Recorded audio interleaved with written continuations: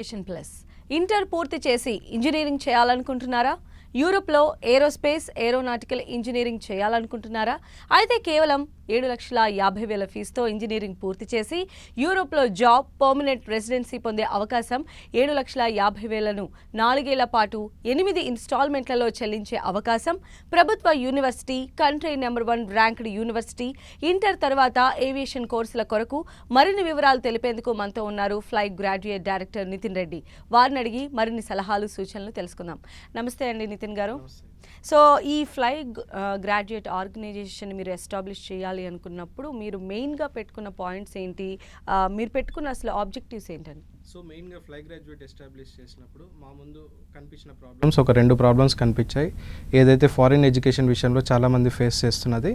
ముఖ్యంగా ఏంటంటే మనం ఎప్పుడైతే ఫారిన్కి వెళ్ళి చదువుకోవాలనుకుంటామో స్టూడెంట్స్ కానీ పేరెంట్స్ కానీ ఫారిన్ యూనివర్సిటీస్కి అప్లై చేయడం అంటే అది చాలా డిఫికల్ట్ టాస్క్ అని ఒకటి. ఫారిన్కి వెళ్ళి చదువుకోవాలంటే అంత ఈజీ ప్రాసెస్ కాదన్న విషయం వాళ్ళు ఫీల్ అవ్వడం జరుగుతుంది. సో ఫారిన్ ఎడ్యుకేషన్ అన్నది చాలా ఈజీగా స్టూడెంట్స్కి అందజేయడం అన్నది మా మెయిన్ ఆబ్జెక్టివ్. అలాగే ఫారిన్ ఎడ్యుకేషన్ అంటే ఈవెన్ ఈ జనరేషన్లో కూడా కొన్ని సిటీస్కి అండ్ హైలీ ఎడ్యుకేటెడ్ ఫ్యామిలీస్కి మాత్రమే అందుబాటులో ఉంది.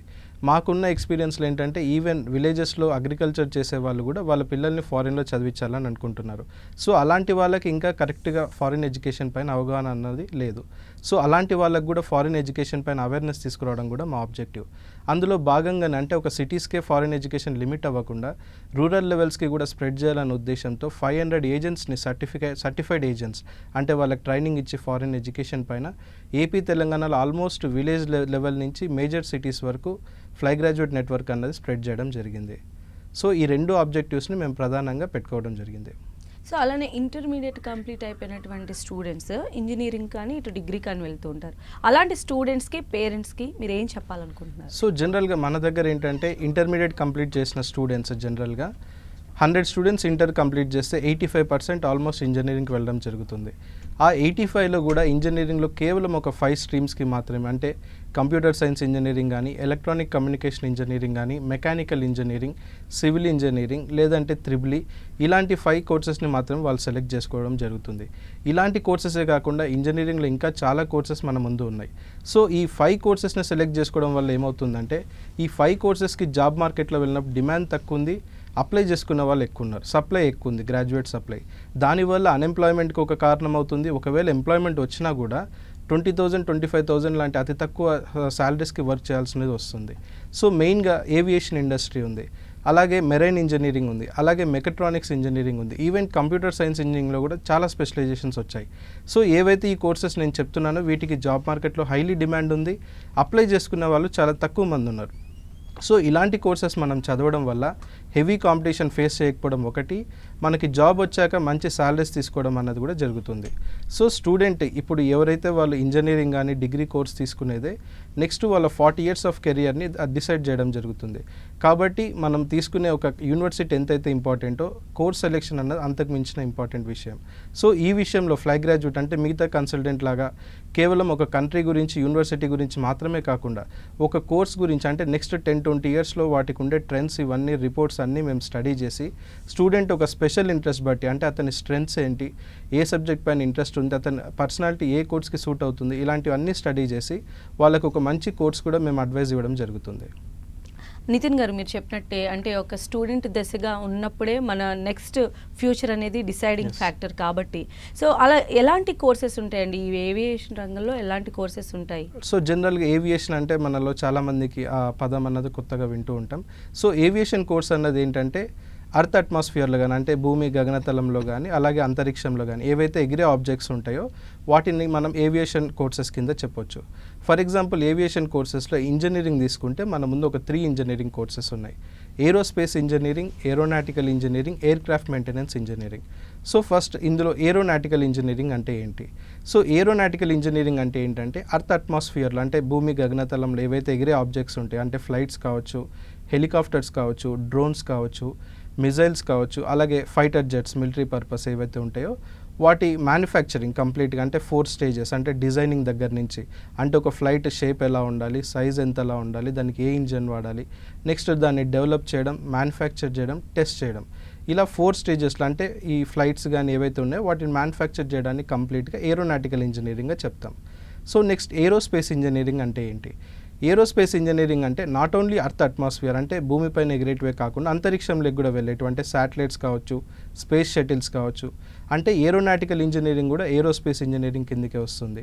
సో ఎప్పుడైతే మనం ఏరోస్పేస్ ఇంజనీరింగ్ కంప్లీట్ చేస్తామో ఆటోమేటిక్గా ఏరోనాటికల్ ఇంజనీరింగ్లో ఉన్న సిలబస్ కూడా ఏరోస్పేస్ ఇంజనీరింగ్లో కవర్ అవ్వడం జరుగుతుంది. Next air craft maintenance engineering అంటే ఏంటి? ఆ వర్డ్లోనే ఉంది మెయింటెనెన్స్ అని. సో ఇప్పుడు మనకు ఒక ఫ్లైట్ అన్నది ఉంటే దానికి మెయింటెనెన్స్ ఉంటుంది, రిపేర్ ఉంటుంది, ఇవన్నీ ఉంటాయి. సో జనరల్గా ఒక ఫ్లైట్ ఢిల్లీ నుంచి చెన్నై వెళ్ళాలి, వయా హైదరాబాద్ వెళ్ళాలి. సో ఢిల్లీ నుంచి హైదరాబాద్ వచ్చి ల్యాండ్ అయినప్పుడు హైదరాబాద్ నుంచి చెన్నైకి టేక్ ఆఫ్ అయ్యే బిఫోర్ కొన్ని ఫండమెంటల్ చెక్స్ ఉంటాయి. అవన్నీ కూడా ఒక aircraft maintenance engineer check చేసి ఒక సర్టిఫికేట్ ఇష్యూ చేశాకనంటే ఈ ఫ్లైట్ ఫ్లై అవ్వచ్చు అని చెప్పాకనే ఆ ఫ్లైట్ అన్నది చెన్నైకి వెళ్ళడం జరుగుతుంది. అలా maintenance, repair and also fundamental check ఎయిర్పోర్ట్లో ఇవన్నీ కూడా ఎయిర్ క్రాఫ్ట్ మెయింటెనెన్స్ ఇంజనీరింగ్ కిందకి వస్తాయి. ఈ 3 ఇంజనీరింగ్ కోర్సెస్ మనకి 4 years ఇంజనీరింగ్ ప్రోగ్రామ్స్. సో వీటిలో కూడా మనకి కంప్లీట్గా ప్రాక్టికల్ ఓరియంటెడ్ టీచింగ్ అన్నది ఉంటుంది. సో ఏవియేషన్ ఇండస్ట్రీలో ఈ 3 ఇంజనీరింగ్ కోర్సెస్ మెయిన్గా ప్రధానమైన భూమిక పోషిస్తున్నాయి. అయితే ఈ ఏవియేషన్ కోర్సెస్ నేర్చుకోవడానికి ది బెస్ట్ ప్లాట్ఫామ్ యూరోప్ అని మీరు చెప్తూ ఉన్నారు. Yes. అయితే ఈ యూరోప్ కంట్రీలో ఉన్నటువంటి యుక్రెయిన్ గురించి స్పెషల్గా ఎక్స్ప్లెయిన్ చేస్తారా? అక్కడ ఉన్నటువంటి స్పెషాలిటీస్ ఏంటి? యా మెయిన్గా ఉక్రెయిన్ గురించి చెప్పాలంటే ఉక్రెయిన్ ఒక పాపులేషన్ 4,20,00,000 వరకు ఉంటుంది. వాటి క్యాపిటల్ సిటీ వచ్చేసి క్యూ. సో ఉక్రెయిన్ వచ్చేసి యూరోప్లో ఉన్న 44 కంట్రీస్లో one of the country. So జాగ్రఫికల్గా చూసుకుంటే యూరోప్ ఒక హార్ట్ అని చెప్పొచ్చు. సో దానివల్ల ఏంటంటే యూరోప్లో ఉన్న మేజర్ సిటీస్ ఏవైతే ఉంటాయో, మేజర్ క్యాపిటల్ సిటీస్ 3 అవర్స్లోనే మనం ఉక్రెయిన్ నుంచి రీచ్ అయ్యే అవకాశం ఉంది. నెక్స్ట్ ఏంటంటే ఈవెన్ ల్యాండ్ వైజ్గా చూసుకున్నా కూడా యూరోప్లో ఉన్న అన్ని కంట్రీస్లో యుక్రెయిన్ ఒక ల్యాండ్ కెపాసిటీ అన్నది ఎక్కువ, లార్జెస్ట్ కంట్రీ అని చెప్పొచ్చు. సో అలాగే ఎడ్యుకేషన్ వైడ్గా చూసుకుంటే వరల్డ్ వైడ్గా ఉన్న అన్ని కంట్రీస్లో Ukraine is the 4th educated country. So ఉక్రెయిన్లో ఉన్న పాపులేషన్ ఏదైతే ఉందో almost 70% of that people having their higher education certificate అంటే మినిమం డిగ్రీ క్వాలిఫికేషన్ అన్నది ఉంది.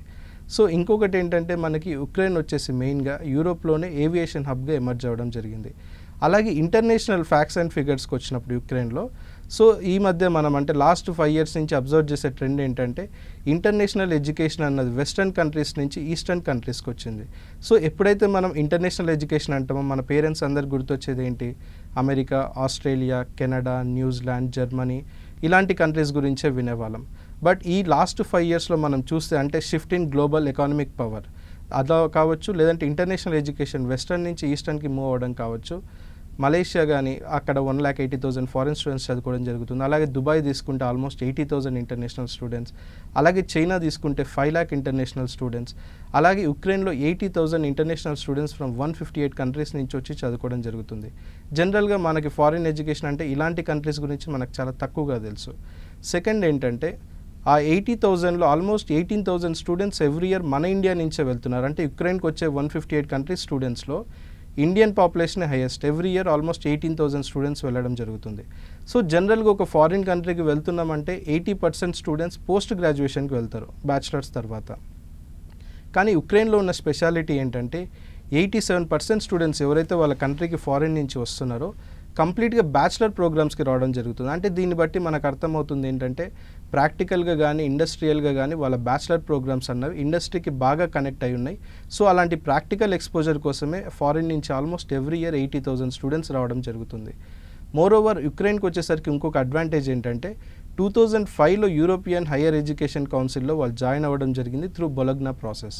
సో బొలగ్నా ప్రాసెస్ అంటే ఏంటంటే మనం వన్స్ ఎనీ యూరోప్ కంట్రీలో మనం ఎడ్యుకేషన్ కంప్లీట్ చేస్తే మన ఎడ్యుకేషన్ కంప్లీట్ అయ్యాక ఎంప్లాయ్మెంట్ పర్పస్ కానీ ఫర్దర్ ఎడ్యుకేషన్ కానీ మనం ఎనీ ఆఫ్ ద యూరోపియన్ కంట్రీకి వితౌట్ వీసా మనం షిఫ్ట్ అవ్వచ్చు. సో అక్కడే సెటిల్ అయ్యి పర్మనెంట్ రెసిడెంట్గా సెటిల్ అయ్యే అవకాశం కూడా ఉంది. సో ఇవన్నీ కూడా ఉక్రెయిన్లో మనకున్న advantages. And Ukraine is also cheapest country in Europe. అంటే ఉక్రెయిన్లో మనం స్టూడెంట్గా మనం పే చేసే యూనివర్సిటీ ఫీజు కావచ్చు, అకామిడేషన్కి అయ్యే ఖర్చు కావచ్చు, అలాగే మన పర్సనల్ ఎక్స్పెన్సెస్ కావచ్చు చాలా చీప్గా ఉండడం వల్ల స్టూడెంట్ అఫోర్డబుల్ కంట్రీగా కూడా యూరోప్లో యుక్రెయిన్కి మంచి పేరు ఉంది. అయితే ఈ యుక్రెయిన్కి సంబంధించి ఏవియేషన్ కోర్సెస్ని ఎక్కువ ప్రమోట్ చేయడానికి రీజన్ ఏంటండి? సో జనరల్గా మనం ఏ కంట్రీ తీసుకున్నా కూడా ప్రతి కంట్రీలో ప్రయారిటీ వైజ్ ఇండస్ట్రియలైజేషన్ ఉంటుంది. ఫర్ సపోజ్ మనం అమెరికా తీసుకుంటే అమెరికాలో మిలిటరీ ఎక్విప్మెంట్ కానీ అలాగే ఆటోమొబైల్ ఇండస్ట్రీ కానీ ఎక్కువగా ప్రమోట్ చేయడం జరుగుతుంది. అలాగే యూకే తీసుకుంటే సివిల్ ఇంజనీరింగ్కి, ఆర్కిటెక్చర్కి, ఆటోమొబైల్ ఇండస్ట్రీకి. అలాగే దుబాయ్ తీసుకుంటే హాస్పిటాలిటీ దీనికోసం ప్రయారిటీ ఉండడం జరుగుతుంది. అలాగే ఇండియా తీసుకుంటే ఐటీ కానీ, ఫార్మసీ కానీ, మ్యానుఫ్యాక్చరింగ్ సెక్టర్. అలాగే యుక్రెయిన్కి వచ్చినప్పుడు వాళ్ళ కంట్రీ మెయిన్ ప్రయారిటీగా పెట్టుకున్నది ఏవియేషన్ ఇండస్ట్రీ. దానికి బెస్ట్ ఎగ్జాంపుల్ చెప్పాలంటే వరల్డ్లో లార్జెస్ట్ ఫ్లైట్ ఏదైతే ఉందో ఆంటనోవ్ AN225. సో వాళ్ళు యుక్రెయిన్ వాళ్ళు మ్యానుఫ్యాక్చర్ చేసిన ఫ్లైటే ఇప్పటి వరకు వరల్డ్లో లార్జెస్ట్ ఫ్లైట్. ఈవెన్ రీసెంట్గా కూడా శంషాబాద్కి ఆ ఫ్లైట్ రావడం, న్యూస్లో రావడం ఇవంతా కూడా మనం చూసాం. అలాగే యుక్రెయిన్కి వచ్చినప్పుడు ఇంకొకటి ఏంటంటే ఒక ఫ్లైట్ మ్యానుఫ్యాక్చర్ చేయడానికి ఉండే ప్రాసెస్ ఏదైతే అవసరం అవుతుందో హార్డ్వేర్ కానీ, దాని ప్రొడక్షన్ కెపాసిటీ కానీ వరల్డ్ వైడ్గా ఓన్లీ ఒక 9 కంట్రీస్లో మాత్రమే ఉంది. అలాంటి 9 కంట్రీస్లో ఉక్రెయిన్ కూడా ఒకటి. అలాగే ఒక స్పేస్ రాకెట్ తయారు చేయడానికి అవసరమైన హార్డ్వేర్ కానీ, కంప్లీట్ ప్రొడక్షన్ కెపాసిటీ వరల్డ్ వైడ్గా ఒక 5 కంట్రీస్కి మాత్రమే ఉంటే ఆ 5 కంట్రీస్లో ఉక్రెయిన్ కూడా ఒకటి. సో ఇవన్నీ విన్నప్పుడు మనకి ఆల్మోస్ట్ ఉక్రెయిన్ 70 కంట్రీస్కి ఏవియేషన్ ప్రోడక్ట్స్ని ఎక్స్పోర్ట్ చేయడం జరుగుతుంది. అలాగే మెయింటెనెన్స్ అండ్ రిపేర్, అంటే ఒక ఫ్లైట్ అన్నది ఉన్నాక దానికి కంపల్సరీ మెయింటెనెన్స్ ఉండాలి, రిపేర్ ఉండాలి. సో యూరోప్లోనే ఉక్రెయిన్ అన్నది ఒక మెయింటెనెన్స్కి కానీ, రిపేర్కి కానీ హబ్ లాగా తయారవడం జరిగింది. దీనివల్ల ఏంటంటే ఉక్రెయిన్లో మెయిన్ మ్యానుఫ్యాక్చరింగ్ సెక్టర్ అన్నది ఏవియేషన్ ఇండస్ట్రీ నుంచి జరుగుతుంది. సో ఎప్పుడైతే ఒక కంట్రీ ఒక ఇండస్ట్రీకి ప్రయారిటీ ఇచ్చి అలాంటి కంట్రీలో మనం అదే కోర్స్ చదువుకున్నప్పుడు 100% ప్రాక్టికల్ నాలెడ్జ్ అన్నది మనకు అందుబాటులో ఉంటుందన్నది మా ప్రధానమైన ఉద్దేశం. అయితే నితిన్ గారు, ఉక్రెయిన్లో ఏ యూనివర్సిటీని మీరు సజెస్ట్ చేస్తున్నారు? ఉక్రెయిన్లో మనం నేషనల్ ఏరోస్పేస్ యూనివర్సిటీని సజెస్ట్ చేయడం జరుగుతుంది.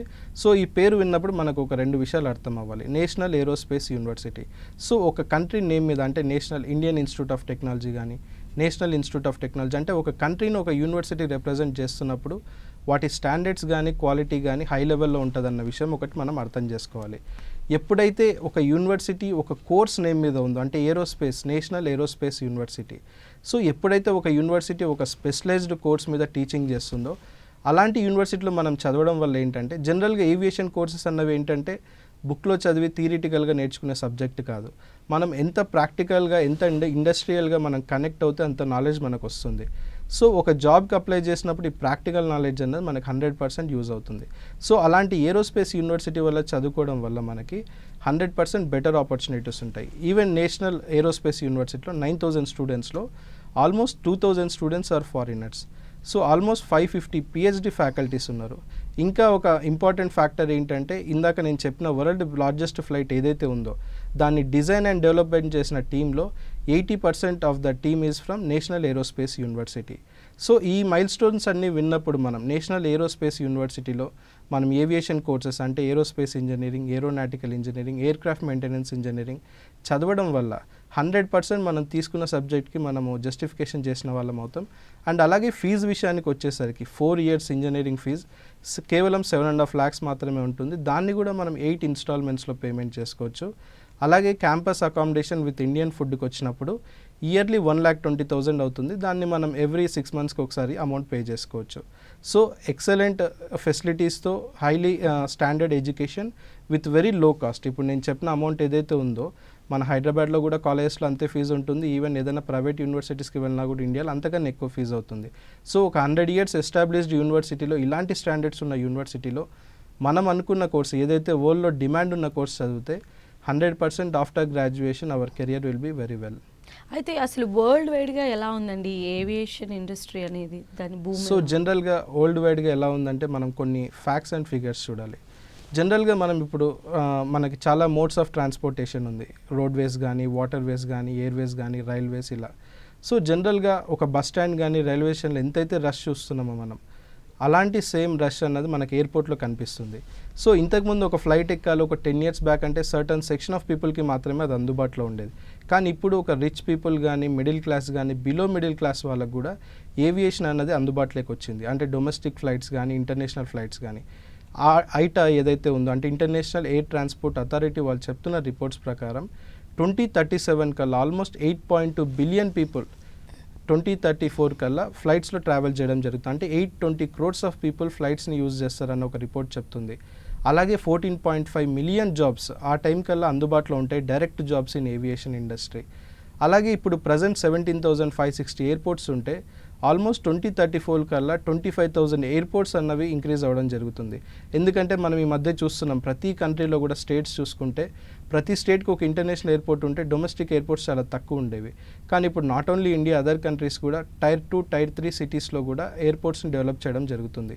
అలాగే ప్రజెంట్ వరల్డ్ వైడ్గా మనం చూసుకుంటే there are 25,000 change flights. So next 2034 కల్లా 50,000 ఫ్లైట్స్ మ్యానుఫ్యాక్చరింగ్ చేయబోతున్నారు. సో ఈ ఫ్యాక్ట్స్ అన్ని విన్నప్పుడు మనం ఏంటి 8.2 బిలియన్ ప్యాసింజర్స్ ట్రావెల్ చేయడం కానీ, ఆల్మోస్ట్ ఒక 7,000 to 8,000 ఎయిర్పోర్ట్స్ న్యూలీ కన్స్ట్రక్ట్ అవ్వడం కానీ, అలాగే ఒక 25,000 ఫ్లైట్స్ నెక్స్ట్ 10 ఇయర్స్లో మనకు అందుబాటులోకి రావడం కానీ, ఇవన్నీ చూసినా మనకి ఏమర్థమవుతుందంటే వరల్డ్ వైడ్గా ఏవియేషన్ ఇండస్ట్రీ చాలా ర్యాపిడ్ గ్రోత్ తీసుకోబోతుంది. సో ఇలాంటి జాబ్ ఏదైతే రిక్వైర్మెంట్ ఉందో జాబ్ ఇండస్ట్రీ ఏవియేషన్, అలాంటి దాంట్లో మనం చదవడం వల్ల మనకు రేపు పొద్దున ఎంప్లాయ్మెంట్ చాలా ఈజీగా వస్తుంది అండ్ హయ్యర్ శాలరీ ప్యాకేజెస్ తీసుకునే అవకాశం కూడా ఉంటుంది. అయితే ఇండియాలో ఎలా ఉంటాయండి జాబ్ ఆపర్చునిటీస్? సో ఇండియాలో చెప్పాలంటే చాలామంది షాక్ అవ్వచ్చు నేను చెప్పే విషయాలు విని. సో ప్రజెంట్ మనం వరల్డ్ వైడ్గా 7th పొజిషన్లో ఉన్నాం ఏవియేషన్ ఇండస్ట్రీలో. 2024 కల్లా we're going to take 3rd position. China తర్వాత, అమెరికా తర్వాత ఎక్కువ ఫ్లైట్స్ యూజ్ చేసే కంట్రీ ఏదైనా ఉందంటే అది నెక్స్ట్ ఇండియానే. యూకేని క్రాస్ చేసి 3rd ప్లేస్ తీసుకోబోతున్నాం. ఆల్మోస్ట్ 2024 కల్లా 48 crores of passengers every year మన ఇండియాలో ఫ్లైట్స్ని యూజ్ చేసుకోబోతున్నారు. ఆల్రెడీ డొమెస్టిక్ ఎయిర్లైన్స్ తీసుకుంటే మనం ఆల్రెడీ 3rd ప్లేస్లో ఉన్నాం. అలాగే ఇండియన్ గవర్నమెంట్ కూడా 5 trillion అనేసి చెప్తూ ఉన్నారు మోడీ గారు. ఈ మధ్య మనం వింటున్నాం 5 trillion ఎకానమీని మనం రీచ్ అవ్వబోతున్నాం, అచీవ్ చేయబోతున్నామని. ఎప్పుడైతే 5 trillion ఎకానమీని ఇండియా గవర్నమెంట్ అచీవ్ చేయాలనుకున్నారో అప్పుడే వాళ్ళు అర్థం చేసుకుంది ఏంటంటే not only roadways, railways, air transportation అన్నది పెంచాలి, ప్రతి స్టేట్ని ప్రతి సిటీని కూడా కనెక్ట్ చేయాలని. ఈ మధ్య మనం చూస్తున్నాం ఒక 400-500 కిలోమీటర్స్ డిస్టెన్స్ మనం ట్రావెల్ చేయాలంటే మ్యాక్సిమం ఫ్లైట్స్లో వెళ్ళడానికి అందరు ఇష్టపడుతున్నారు. ఇండియాలో మెయిన్గా ఏవియేషన్ ఇండస్ట్రీ పెరగడానికి రీజన్ ఏంటంటే యంగ్ పాపులేషన్ ఎక్కువ ఇండియాలో. అంటే ఆల్మోస్ట్ విజన్ 2020 అని మనం వింటూ ఉంటాం. 50% పాపులేషన్ ఆర్ బిలో 30 years, అంటే వర్క్ చేసే వాళ్ళు ఎక్కువ. ఎప్పుడైతే ఒక సాఫ్ట్వేర్ ఇంజనీర్గా వర్క్ చేస్తామో, ఒక బిజినెస్ పర్పస్గా వర్క్ చేస్తామో, ఏ ట్రావెల్లోనే ఎక్కువగా మనం ట్రాన్స్పోర్ట్ యూజ్ చేసుకోవడం జరుగుతుంది. అలాగే టూరిజం పెరుగుతుంది. అంటే ఒక ప్లేస్కి ఒక ప్లేస్ మనం ఫ్లైట్లో వెళ్ళడానికి ఇష్టపడుతున్నాం. ఈవెన్ తిరుపతి వెళ్ళి దర్శనం చేసుకోవాలన్నా హైదరాబాద్ టు తిరుపతి ఫ్లైట్లో వెళ్ళాలనుకుంటున్నాం. అలాగే గోవాకి వెళ్ళి ఏదైనా వీకెండ్ స్పెండ్ చేయాలన్నా కూడా ఫ్లైట్లో వెళ్ళి రావాలనుకుంటున్నాం. అలాగే నెక్స్ట్ ఏంటంటే మిడిల్ ఇన్కమ్ ఫ్యామిలీస్ ఏవైతే ఉన్నాయో వాటి స్పెండింగ్ కెపాసిటీ పెరుగుతుంది. అంటే ప్రతి ఒక్కరు కూడా బిలో మిడిల్ క్లాస్ ఉన్న వాళ్ళ ఇన్కమ్ లెవెల్స్ కూడా పెరగడం వల్ల అలాంటి వాళ్ళు కూడా ఫ్లైట్ ట్రాన్స్పోర్టేషన్ యూజ్ చేసుకోవడానికి ముందుకు వస్తున్నారు. అలాగే ఇండియన్ గవర్నమెంట్ కూడా కృషి ఉదాన్ అనే ఒక ప్రాజెక్ట్ని తీసుకురావడం జరిగింది. అంటే ఫార్మర్స్ ఏవైతే ప్రొడ్యూస్ చేస్తున్నారో వెజిటబుల్స్ కానీ ప్రోడక్ట్స్ ఏవైతే ఉన్నాయో వాటిని అదర్ స్టేట్స్కి కానీ అదర్ కంట్రీస్కి కూడా ఫ్లైట్స్లో ట్రాన్స్పోర్ట్ చేయాలన్న ఉద్దేశంతో కృషి ఉడాన్ అనే ఒక స్కీమ్ని తీసుకురావడం జరిగింది. అలాగే ఇండియన్ గవర్నమెంట్స్ ఆల్మోస్ట్ ఇప్పుడు మనకు ప్రజెంట్ 100 ఎయిర్పోర్ట్స్ వరకు అవైలబుల్గా ఉన్నాయి. నెక్స్ట్ కమింగ్ 10 yearsలో ఇంకొక 100 ఎయిర్పోర్ట్స్ అడిషనల్గా యాడ్ చేయాలనేసి, అంటే even tier 2, tier 3 towns and సిటీస్లో కూడా ఎయిర్పోర్ట్స్ని కన్స్ట్రక్ట్ చేయబోతున్నారు. ఇండియన్లో ఉన్న ఎయిర్లైన్ ఇండస్ట్రీస్ ఏవైతే ఆల్రెడీ ఉన్నాయో ఆల్మోస్ట్ 2,400 ఫ్లైట్స్ నెక్స్ట్ 10 yearsలో మ్యానుఫ్యాక్చరింగ్ చేయాలని ఆర్డర్స్ కూడా ఇవ్వడం జరిగింది. నెక్స్ట్ ఇంకొకటి ఏంటంటే ఇండియన్ గవర్నమెంట్ కూడా ఫారిన్ డైరెక్ట్ ఇన్వెస్ట్మెంట్స్ని ఏవియేషన్లోకి తీసుకురావడం జరిగింది. ఫర్ ఎగ్జాంపుల్ మన హైదరాబాద్లో ఉన్న రాజీవ్ గాంధీ ఎయిర్పోర్ట్ చూసుకుంటే 50% జిఎంఆర్ వాళ్ళదైతే 25% ఎయిర్పోర్ట్ అథారిటీ ఆఫ్ ఇండియాది, ఒక 25% మలేషియా కంపెనీ వాళ్ళది. సో పీపీపీ మోడల్ని ఇంట్రడ్యూస్ చేయడం జరిగింది, అంటే పబ్లిక్ ప్రైవేట్ పార్ట్నర్షిప్. సో ఇలా పీపీపీ మోడల్ ద్వారా ఏంటంటే ఇంక్రీజ్ చేయడం అన్నది ఎయిర్పోర్ట్స్ కన్స్ట్రక్షన్ కానీ చాలా స్పీడ్గా అవ్వబోతుంది. సో అలా నెక్స్ట్ 10 yearsలో ఒక 100 ఎయిర్పోర్ట్స్ మన ఇండియాలో రాబోతున్నాయి. So almost 48 crores of Indian population ఫ్లైట్స్లో ట్రావెల్ చేయబోతున్నారు. ఈ పాయింట్స్ అన్ని విన్నాక మనకు అర్థమవుతుంది ఏంటంటే ఇండియన్ ఏవియేషన్ ఇండస్ట్రీ చాలా ర్యాపిడ్గా గ్రోత్ అవబోతుంది. సో అక్కడ ఇండస్ట్రీ మాత్రమే పెరగట్లేదు, ఫ్లైట్స్ పెరుగుతున్నాయి, ఎయిర్పోర్ట్స్ పెరుగుతున్నాయి. దానివల్ల ఏంటంటే ఏవియేషన్ ఇండస్ట్రీలో జాబ్స్ అనేవి ఆటోమేటిక్గా పెరగబోతున్నాయి. ఓకే, ఇది ఇలా ఉంటే ఈ కరోనా వల్ల ఇంటర్నేషనల్ ఎడ్యుకేషన్ ఎలా ఉండబోతుంది ఫ్యూచర్లో? సో జనరల్గా కరోనా విషయంలో పేరెంట్స్ కూడా బాగా అర్థం చేసుకోవాల్సిన విషయం ఏంటంటే జనరల్గా ఈ కరోనా అన్నది వచ్చి మనకు ఆల్మోస్ట్ ఈ 4-5 months పీరియడ్లో ఎక్కువగా మనం ఎఫెక్ట్ అయింది February and March. So even మా ఆర్గనైజేషన్ ద్వారా ఒక 12 countriesకి స్టూడెంట్స్ని పంపించడం జరుగుతుంది. ఆ 12 countriesలో ఏ స్టూడెంట్ కూడా ఇంతవరకు ఇండియాకి తిరిగి రాలేదు. జనరల్గా ఇప్పుడు ఏవైతే ఎమర్జెన్సీ ఫ్లైట్స్ పంపించి తీసుకురావడం జరుగుతుందో వాళ్ళంతా ఎవరైతే స్ట్రాండెడ్ అయి ఉన్నారో, అంటే అనుకోని పనుల వల్ల, అంటే టూరిజం వల్ల కానీ బిజినెస్ పర్పస్ వల్ల కానీ అక్కడికి వెళ్ళి అక్కడ ఎవరైతే స్ట్రక్ అయి ఉన్నారో అలాంటి వాళ్ళని మాత్రమే తీసుకురావడం జరుగుతుంది. అంటే నేను చెప్పే పాయింట్ ఏంటంటే ఎప్పుడైతే ఈ కరోనా అన్నది ఒక పీక్ స్టేజ్లో ఉందో ఫిబ్రవరి మార్చ్, అలాంటి టైంలో కూడా మన స్టూడెంట్స్ ఎలాంటి ఇబ్బంది లేకుండా అదర్ కంట్రీస్లో ఉండడం జరిగింది. సో ఇప్పుడు 2020లో ఎవరైతే అడ్మిషన్ తీసుకుంటున్నారో వాళ్ళు వెళ్ళేది సెప్టెంబర్ అక్టోబర్లో. సో ఆ టైం కల్లా 95% సిచ్యువేషన్ అనేది కంట్రోల్లో వస్తుంది. And more over foreign universities already కూడా దానికి తగ్గట్టుగా ప్రికాషనరీ మెజర్స్ ఆల్రెడీ తీసుకోవడం జరిగింది. ఫర్ ఎగ్జాంపుల్ ప్రతి యూనివర్సిటీ ఎంట్రన్స్లో స్టూడెంట్ లోపలికి వచ్చేటప్పుడు బాడీ స్కానింగ్ మిషన్స్ కానీ శానిటైజేషన్ కానీ ఇవన్నీ కూడా పర్ఫెక్ట్గా చేయడం జరిగింది. మోర్ ఓవర్ ఇక్కడ మనం అర్థం చేసుకోవాల్సింది ఏంటంటే కరోనా ఒక 5 to 6 monthsలో 8 monthsలో మన లైఫ్లోంచి వెళ్ళిపోతుంది. బట్ కరోనాని చూసి మనము ఫారిన్ ఎడ్యుకేషన్కి వెళ్లకుండా క్వాలిటీ లేని ఒక ఇన్స్టిట్యూట్లో ఇక్కడ చదివించడం వల్ల దాని ఆఫ్టర్ ఎఫెక్ట్స్ అన్నవి ఆల్మోస్ట్ 40 years ఆఫ్ మన లైఫ్లో చూడాల్సి వస్తుంది. సో పేరెంట్స్ ఈ విషయంలో చాలా జాగ్రత్తగా ఆలోచించుకోండి. కరోనా వల్ల స్టూడెంట్స్కి ఫారిన్లో ఎలాంటి ఇబ్బంది ఉండదు. ఎందుకంటే ఇప్పటి వరకు కూడా స్టూడెంట్స్ ఎవరన్నా దానివల్ల ఎఫెక్ట్ అయినట్లు కూడా మనం ఎక్కడ న్యూస్లో వినట్లేదు. సో 100% ఇలాంటి సిచ్యువేషన్లో ఇండియన్ ఇన్స్టిట్యూట్స్ కన్నా ఫారిన్ ఇన్స్టిట్యూట్స్లో చేర్పించడం అన్నది బెటర్ ఆప్షన్ అన్నది మా ఫీలింగ్. అయితే ఈ ఏరోనేషనల్ ఈ కోర్స్ చేయాలి అని అంటే ఒక స్టూడెంట్కి ఉండాల్సినటువంటి అర్హత ఏంటండి? సో జనరల్గా మనకి ఇంజనీరింగ్ కోర్స్ ఫారిన్లో తీసుకోవాలంటే ఏ స్టూడెంట్కైనా కూడా 60% ఆఫ్ మార్క్స్ ఉండాలి.